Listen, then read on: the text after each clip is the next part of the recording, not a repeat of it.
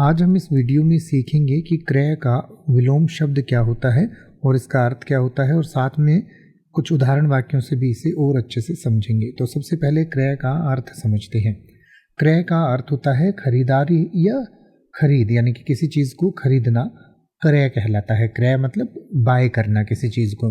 तो क्रय का विलोम शब्द यानी कि विपरीतार्थक शब्द होता है विक्रय, और विक्रय का अर्थ होता है किसी चीज़ की बिक्री या व्यापार, यानी कि किसी चीज़ को बेचना।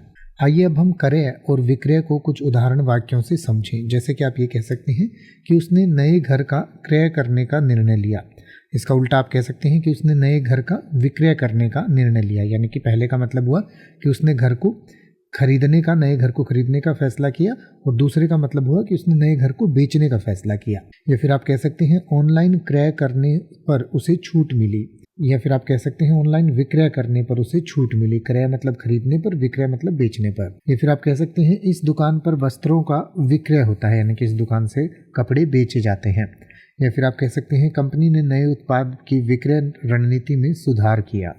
अब आप किसी भी वर्ड का मतलब हिंदी और इंग्लिश में YouTube पर सर्च कर सकते हैं। आपको मेरी वीडियो मिल जाएगी जिसमें आप बिना किसी फालतू बकवास के सीधा उस वर्ड का मतलब समझ पाएंगे। तो ऐसी ही वीडियोस को देखते रहने के लिए चैनल को सब्सक्राइब करें और बेल आइकन को प्रेस करें।